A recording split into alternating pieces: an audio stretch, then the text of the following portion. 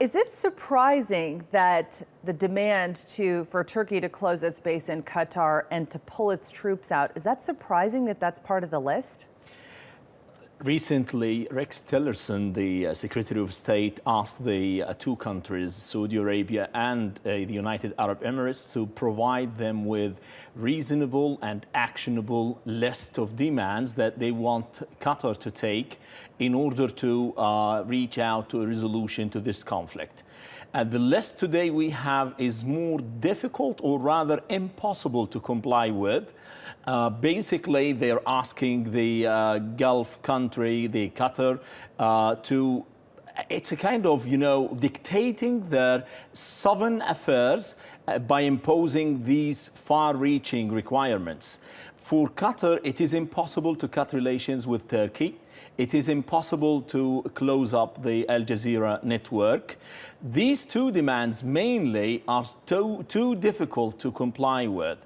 For Turkey, it is really difficult because for some observers here, they believe that it was the checkmate movement from Turkey to the Gulf countries, that it is beyond imagination that Turkey is going to leave Qatar alone in this crisis.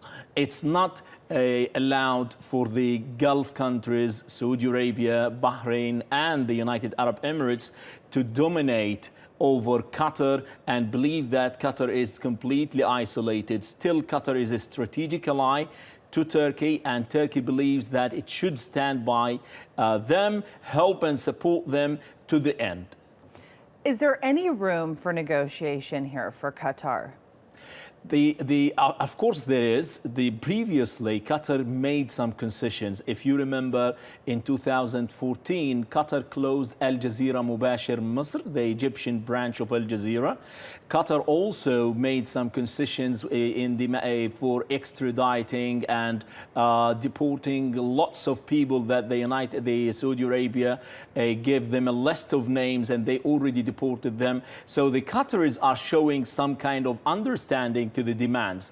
But this time, it is really difficult to meet these requirements. And the provoking a paradox as well, we just noticing that it took them more than 2 weeks to prepare this list of demands. Now, what they're asking them to cut ties with to Iran.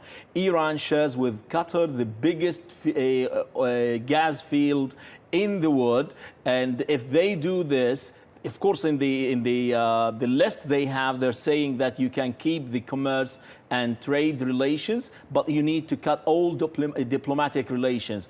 The United Arab Emirates have diplomatic relations, Oman have diplomatic relations. So it's more incapacitating Qatar by these kind of conditions that are far-reaching and really difficult to comply with. And this, of course, is after the new Crown Prince bin Salman was appointed in Saudi Arabia. Is there a link between that and these hardline demands?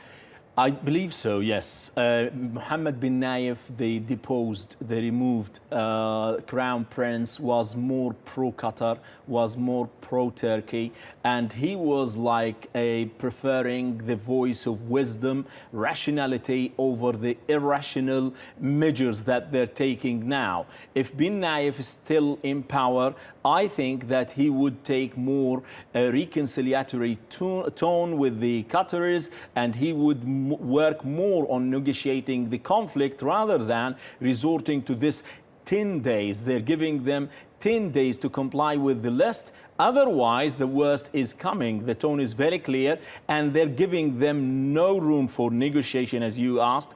The list seems that it's more imposing what the other countries want, neglecting the sovereignty of Qatar, believing that it's more a province in Saudi Arabia. It's not an independent state, and that completely contradicts and conflicts with the charters of the GCC itself, because it does stipulate that each country is completely independent as far as it's complying with the general policies and strategies of the GCC. Part of the list is supporting terrorism, and they're saying that Qatar is supporting Al-Qaeda, Taliban, Hamas, and the Muslim Brotherhood. But the point is, this was based on the Washington demands. Taliban has an office in Qatar because Washington wants to negotiate with Al-Qaeda and Taliban. The only way to do this is to have these guys, these groups in Qatar, so you have a kind of a diplomatic channel to negotiate with these. Otherwise, they will be isolated, and you would never be able to reach any kind of reconciliation, which is impossible in the diplomatic arena.